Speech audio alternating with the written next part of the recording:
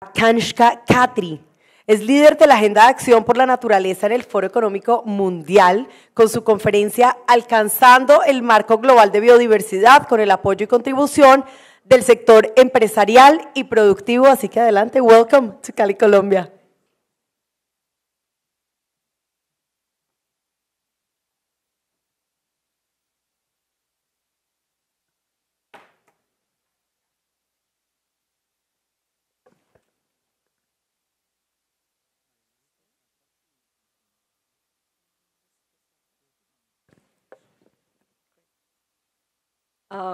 Thanks, everyone.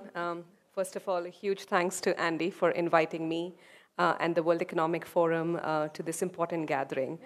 I also very much want to thank Bruce for the continued collaboration. Por la continua colaboración en la integración de nuestra parte a este evento y a los aportes de la Andy y el trabajo que han hecho en el Foro Económico Mundial. Yo trabajo en el Foro Económico Mundial. En el foro, nosotros empezamos ese trabajo hace unos 6 años. Entonces, lo que entendemos en nuestro relacionamiento ha evolucionado continuamente. Para aquellas personas que de pronto no conocen tanto el foro o que no saben qué es lo que hacemos fuera de Davos, somos una organización internacional para la cooperación pública y privada. Tenemos como misión de que el emprendimiento privado y la innovación se puedan utilizar para poder impulsar el avance y el progreso para los retos globales, ya sean ambientales, sociales o de justicia. Para llegar al tema de la presentación del día de hoy, creo que la COP16 ha sido única en cuanto a la agenda y qué tan lejos ha llegado. Y en ocasiones ha sido difícil que los negocios entiendan qué es lo que significa realmente la naturaleza, qué significa la biodiversidad para mi negocio. De una forma muy sencilla, estamos hablando de especies y espacios en términos de la salud, la abundancia y la integridad. Entonces, al entender que la biodiversidad es un término mucho más extenso que incluye los reinos vivos y no vivos. Muchos de ustedes de pronto conocen las divulgaciones financieras, reconocer que necesitamos desglosar la naturaleza en atmósfera, océanos, y la biodiversidad aplica a todos ellos. No solamente estamos hablando de las especies, aunque son icónicas, algunas que nos inspiran. También hablamos de ecosistemas saludables, el aire que respiramos, el agua que tomamos y la comida que consumimos. Infortunadamente, en los últimos años, nuestro modelo económico y la manera en que opera realmente habla de la integridad y la abundancia de los ecosistemas. Si miramos los sistemas en aguas dulces, vemos una baja considerable en humedales. Y lo mismo aplica cuando hablamos de los océanos. Estamos viendo muertes como uno de los síntomas. Durante el COP16 me hablé con un negociante de Europa y algo que me dijo esta persona realmente se me quedó en la mente. Estamos hablando de las otras generaciones no van a saber que la abundancia. Después de crecer en mi país, me eduqué mucho de un momento a otro por el sonido. Estas son cosas que realmente uno no escucha en ciudades, en países desarrollados. Y es porque la población de insectos, esas especies están decayendo mucho. Otra, si ustedes están de pronto en una autopista en Alemania, uno no tiene, nunca los insectos le golpean el carro. Y esto es algo que uno recuerda cuando uno necesita utilizar todo el tiempo, utilizar los limpiaparabrisas porque siempre tenemos insectos en los carros. Entonces, no solamente se trata de algo bueno que tenemos que tener, sino que es algo que debemos tener, porque todo esto depende de la integridad y la abundancia de todas las especies. He hablado mucho sobre especies y sobre ecología, pero yo vengo del foro y no del foro de calidad. Entonces, gran parte del trabajo que hacemos se relaciona con los negocios, la economía y los capitales. La aceleración desde los 70 hasta 2014 trajo grandes cantidades de crecimiento en la mortalidad y vemos que la salud se está mejorando de acuerdo con la revisión de Tasco. Que eso fue algo encargado por tesorería y no por el departamento de calidad. El profesor Parker de Cambridge mencionó esto como una estadística. Vemos que hay un aumento del 100% en el capital producido por persona. Estamos hablando de máquinas, fábricas, este es el crecimiento. Vemos un aumento del 13% en el capital humano. Estamos hablando de nosotros como individuos. Y una baja del 40% en el capital natural por persona. El capital que define fundamentalmente la economía, la sociedad y el bienestar es la infraestructura de la que dependen las actividades y está a la baja. De pronto se preguntan, bueno, ¿cómo se relaciona esto conmigo? ¿Por qué me tiene que importar tanto el capital natural? Y quiero decirles que el capital natural es lo que presta servicios de ecosistemas. Ya estamos hablando de agua potable, todos los ecosistemas de los que nosotros dependemos. Estos servicios de ecosistema también apoyan los procesos de producción independientemente del negocio en el que esté. Si ustedes están en las principales industrias, infortunadamente el sistema en el que estamos nos indica que estos procesos tienen un impacto negativo en la naturaleza, reduciendo constantemente a través de amenazas, ya sea deforestación, contaminación, etcétera. Significa que estas amenazas a la naturaleza están destruyendo el capital natural. El ciclo en el que estamos realmente no estamos hablando de un círculo extractivo. El Foro Económico Mundial al inicio de cada año emite un reporte de riesgos anuales. Y esto se hace a través de una encuesta en todo el mundo con más de 1,000 participantes comerciales. Cuando se les pregunta cuáles son los principales 10 o 5 riesgos cuando se trata de la sostenibilidad del negocio, se pregunta, y lo vemos en un horizonte de 10 años, todo tiene que ver con lo ambiental y el colapso en la biodiversidad. Entonces, cuando hacemos un horizonte de 2 años, este es uno de los principales riesgos. Entonces, significa que no estamos aquí para tener una tragedia de ideas comunes, sino horizontes.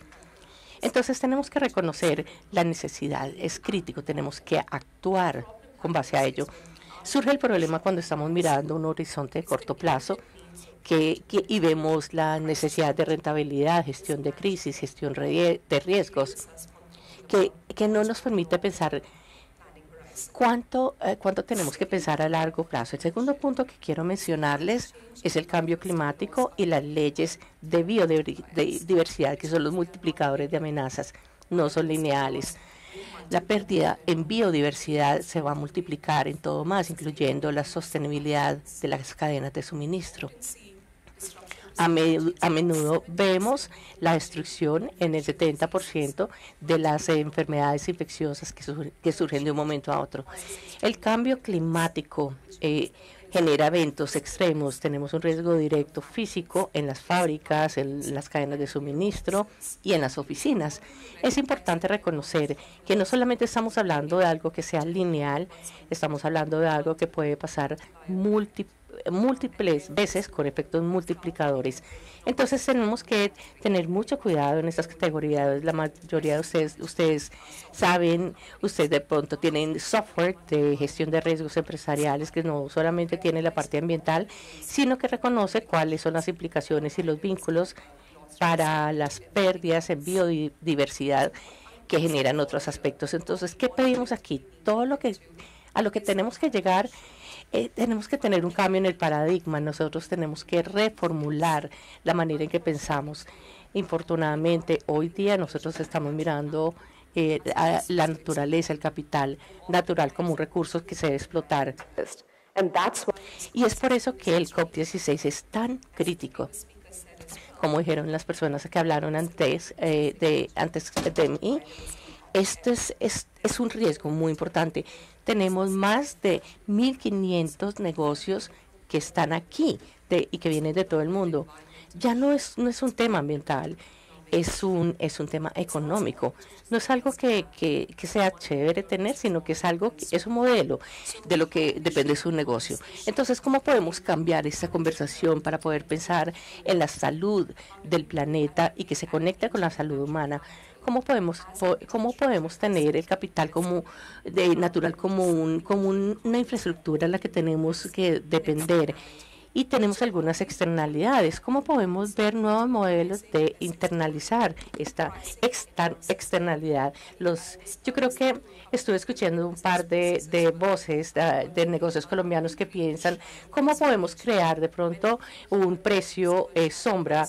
Hay algunos de ustedes conocen los precios para carbono. Necesitamos algo igual para el agua, para biodiversidad, para el uso de las tierras. And so, again, this is the piece of... Este es el trabajo que nosotros lanzamos en el 2020, justo antes del bloqueo o de las cuarentenas por el COVID. Casi la mitad del PIB depende de la naturaleza y los servicios. Está en riesgo inminente de disrupción. Y no es que haya un sector en particular en agricultura o en la farmacéutica que se vaya a destruir. Está afectando todos los sectores en este momento. Sí quiero reconocer porque a veces no se cita adecuadamente. Son cosas que se hacen para atraer la atención. El 100% del PIB depende de la naturaleza, nadie lo niega. El 55% está en riesgo de destrucción inminente porque depende altamente de la naturaleza, independientemente de la industria. Ustedes lo van a reconocer que sus aportes a la implementación del marco de los objetivos de biodiversidad, su aporte a una armonía, entonces va a ser responsable también del crecimiento del negocio. No solamente quiero hablar de lo negativo, no solamente queremos ver los riesgos, los negocios también obtienen oportunidades y potencial de inversión. Un segundo reporte que hicimos identificó que más del 80% de todos los impulsores de las leyes de naturaleza, muchos de ustedes de pronto conocen el IPCC, que es el ente científico del clima. Hay un ente similar para naturaleza o biodiversidad. El reporte en el 2019 indicó cuáles serán los drivers de la pérdida de naturaleza y provienen de nuestras actividades humanas. Esto no es sorprendente. El cambio climático es uno de ellos. La lucha contra el cambio climático es absolutamente crítico, pero no es suficiente porque los otros impulsores de pérdida incluyen contaminación, especies invasivas, una que se me olvidó, pero yo sé que la recordaré. El 80% de esos drivers están en 3 sistemas socioeconómicos. Y lo que no es sorprendente, esto incluye el uso de alimentos, el agua, infraestructura, extractivismo y energía. Estos 3 sistemas socioeconómicos están a riesgo de destrucción por la pérdida de la naturaleza. Pero miremos la otra perspectiva. Y aquí, cuando tenemos una economía positiva, podemos ganar. Es en donde hay más potencial de innovación. Si empezamos a pensar en potencial de inversión y no solamente un ítem de costo, creemos que podemos crear y desbloquear 3.1 trillones de dólares y crear 319 millones de trabajos. El entorno socioeconómico en el que estamos, todo el mundo siente la afectación por la inflación, por los cortes de costos. La gente se asusta por perder el trabajo, reconocer que de pronto sus generaciones futuras no van a estar en el mismo lugar en términos de bienestar frente al que se tenía. Y la narrativa allí es crítica y nosotros estamos cambiando. No se trata de cortar trabajos o de eliminar trabajos, se trata de crear nuevos trabajos verdes que miren temas de información. Y todas las reuniones que he tenido en Colombia han sido sumamente inspiradoras porque hay muchas compañías que están pensando en una bioeconomía sostenible y social. Ustedes tienen mucha naturaleza y capital natural. ¿Cómo podemos trabajar con esa naturaleza y capital natural para poder crear innovación y un esquema competitivo y y que sean estos modelos de negocio mucho más factibles. Quiero darles a ustedes solamente 2 ejemplos para explicar. Yo sé que hay mucho texto en esta diapositiva, pero quiero explicarla. Si ustedes leen el reporte sobre el futuro de la naturaleza del negocio, van a ver múltiples ejemplos, pero uno de ellos es reconocer los materiales. Y estos materiales son de sitios de minerías u otros que vienen de lugares de areneras. Entonces muestra, hay un concepto que se llama productividad material en economía, que significa que el relacionamiento de los materiales realmente se puede quedar estancado hacia el fin del siglo. Significa que cada porcentaje o microporcentaje del PIB que ustedes ven se puede conectar directamente a la dependencia en la extracción de materiales. Para mí eso fue sorprendente también, porque yo dije, bueno, pensé que íbamos a pasar a una economía más del conocimiento y de servicios. Este es un mundo diferente en el que vivimos, pero de hecho no. Independientemente de que hablemos de la nube o de computación, dependemos del agua y de los materiales. Entonces, en donde estamos hoy es que estamos extrayendo los recursos de la naturaleza. La mayoría de los impactos del entorno, del trabajo, se dan en la etapa de diseño. Entonces, en donde estamos y en donde tenemos que estar, ahí hay una brecha enorme. Y no solamente se necesita investir a través de conservación y restauración, que es crítico, sino rediseñar con principios de circularidad desde el inicio, cuando diseñamos el producto. Pensemos en cuál sería la estrategia del producto, qué es lo que están haciendo, allí en términos de empaques de productos, cómo podemos volver a usarlos. Y vemos que mucho liderazgo en este espacio. Tenemos compañías que en ese momento comprometen que cierto porcentaje de los nuevos edificios van a utilizar materiales reciclados. Estamos aumentando, o escuchamos en electrónica, las tecnologías están pasando o moviéndose muy rápido. Cada 3 o 4 años ya el teléfono no está actualizado. ¿Qué hace? ¿Lo tira a la basura o lo envía a otro país más pobre o o lo rediseñan? Esto va a generar más oportunidades de negocios en términos de circularidad de los materiales. Por ejemplo, el reciclaje de plástico. Tenemos socios que están pensando en esto, no solamente porque sea una actividad de responsabilidad corporativa, sino que es una nueva oportunidad de negocios. Y esto aplica transversalmente a la cadena de suministro, porque estamos trabajando con las personas en el terreno, con las personas que están diseñando las máquinas para utilizar materiales más reciclados. La otra opción es pensar sobre el diseño de los vehículos como estamos hablando de los vehículos normales y vehículos pesados, cómo se pueden reciclar para que haya mayor circularidad en vez de utilizar o empezar a utilizar vehículos eléctricos. Entonces, otro punto tan importante que me compartieron es las energías renovables. La mayoría, la solar y eólica, utilizan metales en comparación a las fuentes no renovables. Entonces, con eso no les estoy diciendo que no tengamos que tener esta transición, porque al final del día puede generar algo positivo, pero lo que significa es que cuando estamos diseñando las turbinas o los parques eólicos, tenemos que pensar en el reciclaje al final de la vida útil. Lo que quería mencionar además tiene que ver con el cemento y el concreto. El 80% de la demanda de cemento y concreto va a provenir de los países en desarrollo, porque es allí en donde se está dando mayor urbanización. Yo vengo de Dalí y allá se está dando construcción constantemente porque necesitan nuevas infraestructuras y necesitan nuevas viviendas. Entonces, la industria de cemento y concreto, si entendemos bien cuáles son los drivers de pérdida de naturaleza y cuál es su huella. El foro estaba mirando hojas de ruta sectorales, y esto se hace en colaboración con un proyecto conjunto con la unidad de negocios, y esto se desglosa a nivel socioeconómico para determinar qué significa para su industria Y si miramos específicamente en cemento en concreto, esta es una guía que se publicó el año pasado. El agua es una de las huellas más grandes en términos de impacto de los efluentes que tenemos y también en términos de la dependencia.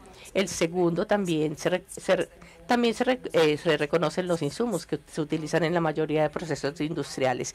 Y si lo desglosamos en la capacidad de entender en dónde se encuentra la huella para poder tomar acción, gran parte de esto están en las operaciones upstream. En la naturaleza no tenemos algo equivalente, pero yo creo que que algo va a surgir pronto. ¿Cómo podemos adelantarnos y reconocer en dónde es que está nuestra huella para poder invertir más y desarrollar modelos circulares? Esto viene de un reporte o de un informe que sacamos sobre créditos de biodiversidad. Yo sé que Alessandro va a estar hablando con ustedes hoy en la tarde sobre la finanza de naturaleza y los créditos de biodiversidad.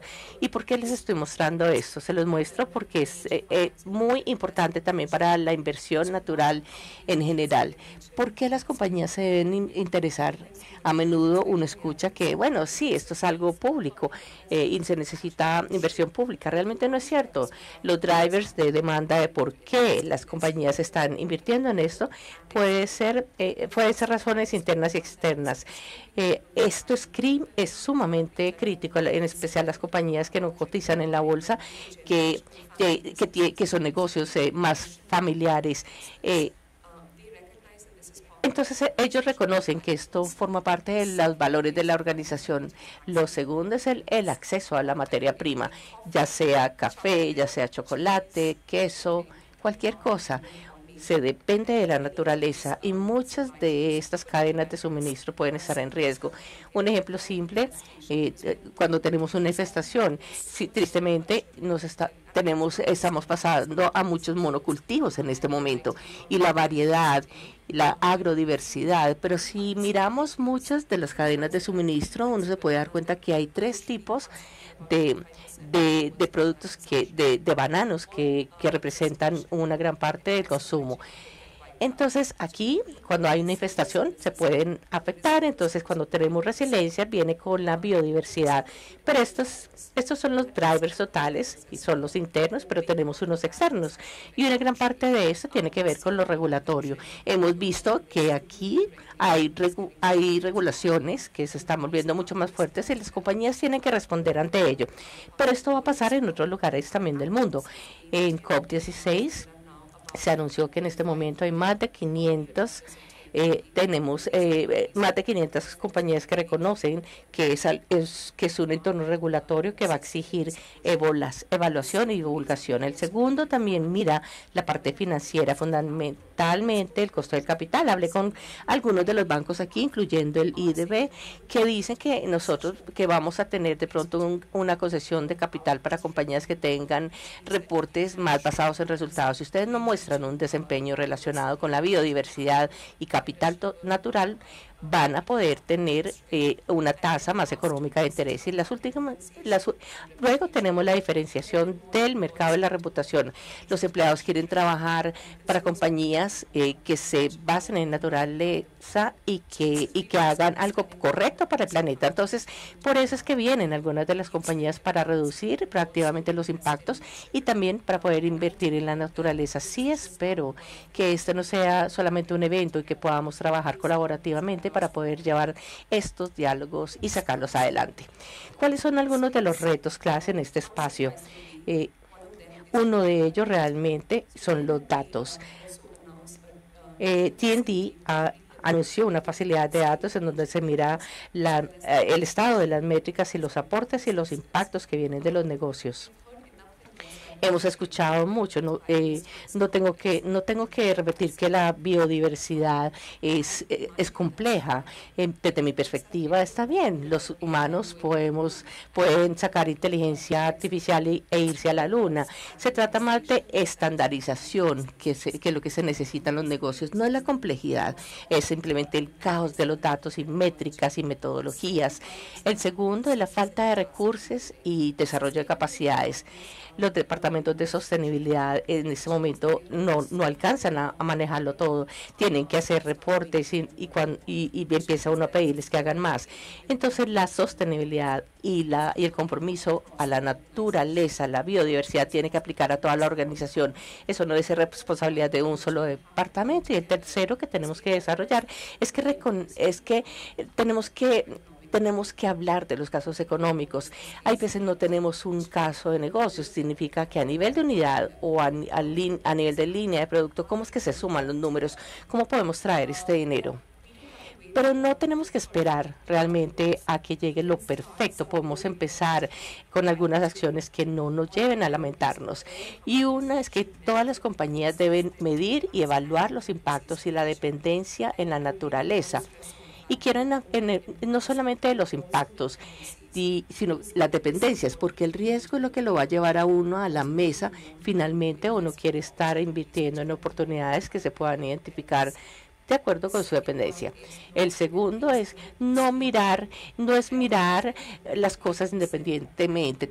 Necesitamos una estrategia positiva para la naturaleza más holística y que tenga alguien que lo respalde a nivel de junta para que no se elimine por los cambios en las situaciones macroeconómicas. El tercero es muy importante. Tenemos que mirar a la naturaleza dentro de la cadena del suministro, pero mucho más allá, porque aquí tenemos impactos y dependencias dentro de la cadena de valor. Es mucho más fácil mapear el impacto, pero más allá es en donde uno puede desarrollar el caso con dependencias. ¿Qué pasa en un bosque, en una región? Esto va a determinar qué es lo que va a pasar en Europa en cuanto a la cadena de suministros. Hay muchas cosas, hay muchos estudios que dicen que en el Amazonas los patentes se establecen para los bosques y esto depende en el ecosistema del Amazonas y esto tiene que...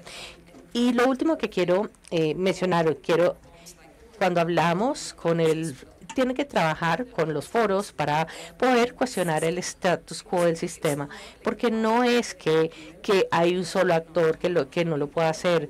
Todas las partes tienen que pensar en dónde están los incentivos, ya sea de los inversionistas o de los reguladores.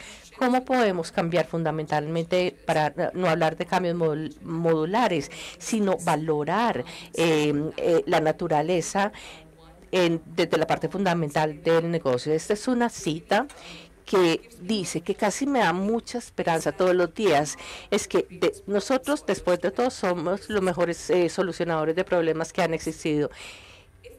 Si trabajamos independientes, somos una fuerza suficiente para desestabilizar el problema. Imagínense qué podríamos hacer si trabajamos en conjunto. Colaboremos, porque realmente está la necesidad y el propósito es de COP. Si tenemos que hacer paz con la naturaleza, tenemos que colaborar entre nosotros y las comunidades tienen que entender cómo se puede hacer esto con utilidad y sostenibilidad. Muchas gracias por escucharme con tanta paciencia. Para mí fue un placer que me invitaran y espero estar en contacto. Por favor, si tienen algunas ideas, observaciones, retroalimentación o comentarios, pueden hablar conmigo. Muchas gracias a todos.